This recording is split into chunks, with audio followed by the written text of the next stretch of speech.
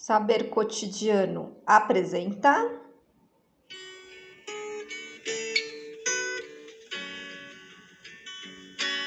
Bem-vindos a mais um vídeo, uma série que se inicia hoje no canal.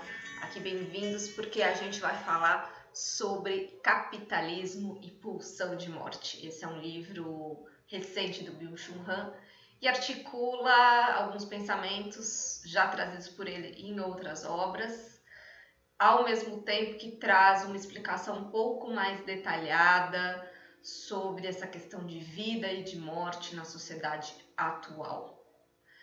É importante dizer que a obra de Byung-Chul Han é uma obra muito extensa, muito vasta e que tenta condensar a sua crítica, né?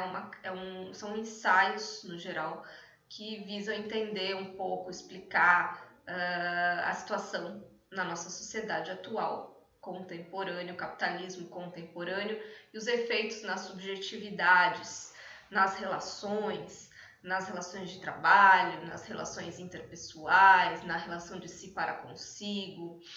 E ele se inspira bastante em autores como Foucault, Deleuze, e nesse livro em especial também em Freud.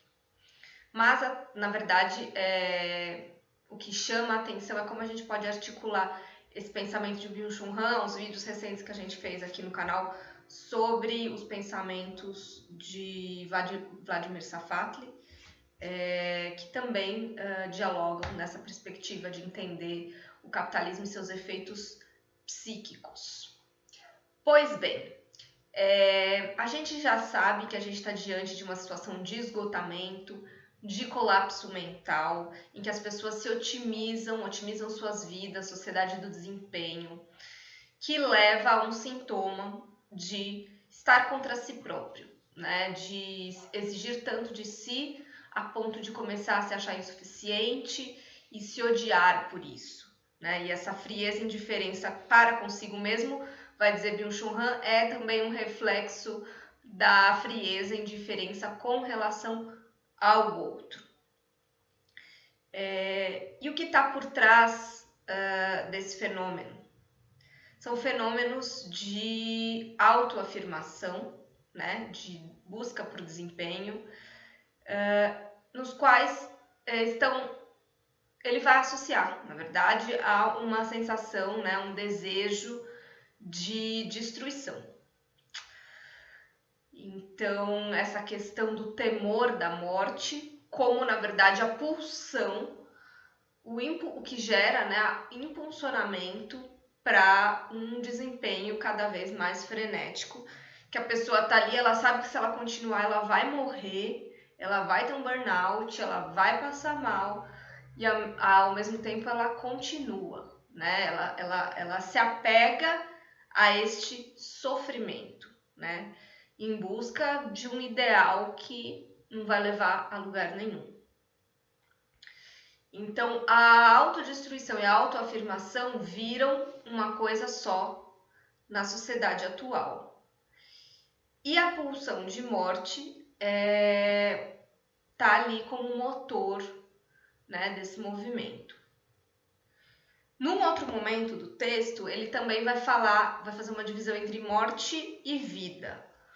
Mas não necessariamente essa diferença, essa oposição entre estar aqui vivo e não estar mais vivo. Mas ele vai falar da morte em vida, né? Que é justamente essa tendência, né, de super performance, de buscar cada vez mais, de entrar em burnout, de entrar em depressão, de, enfim, esgotamento. Isso para ele é um sintoma de morte em vida. Que isso tem uma consequência, né, de trazer a gente para esse modo zumbi, né, de existência. Ao mesmo tempo, olhem que interessante, ele vai relacionar isso totalmente a uma ideia mais de vida, porque se não houvesse a separação, né, da vida de um lado e a morte de outro, se houvesse essa separação entre vida e morte, beleza, como antigamente. Hoje ninguém quer morrer, todo mundo quer ser eterno.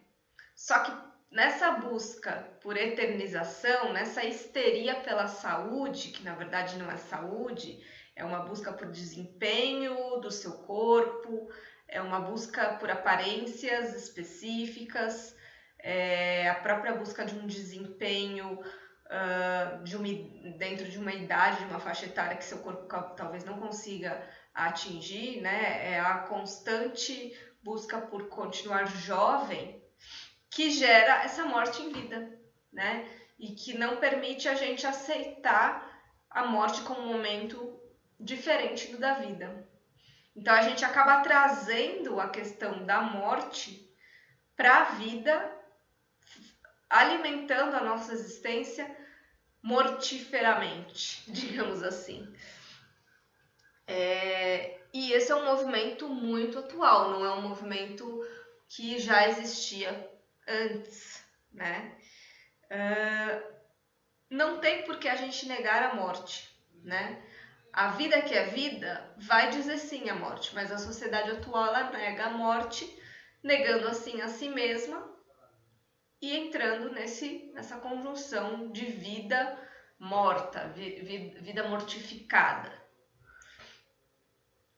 E lembrando que o Byung-Chul Han ele vai tratar muito de todas essas ideias sobre um prisma que a gente chama de negatividade, né? Não se trata de não ser otimista, de ser pessimista, mas ele mostra como o capitalismo está organizado em desejos, necessidades, que ao serem espelhados em consumo e produção, coloca de lado toda a negatividade, né?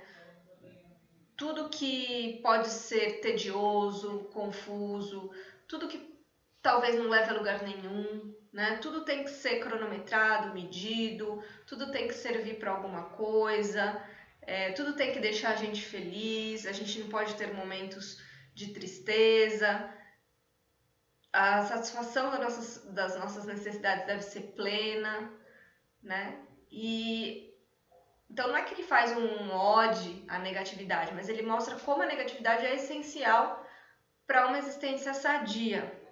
E a morte seria a negatividade por excelência.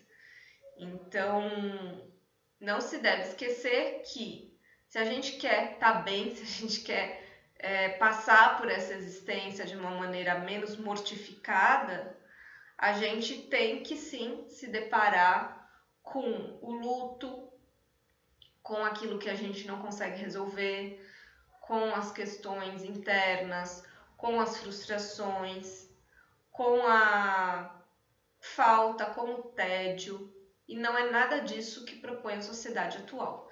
Então é um grande desafio.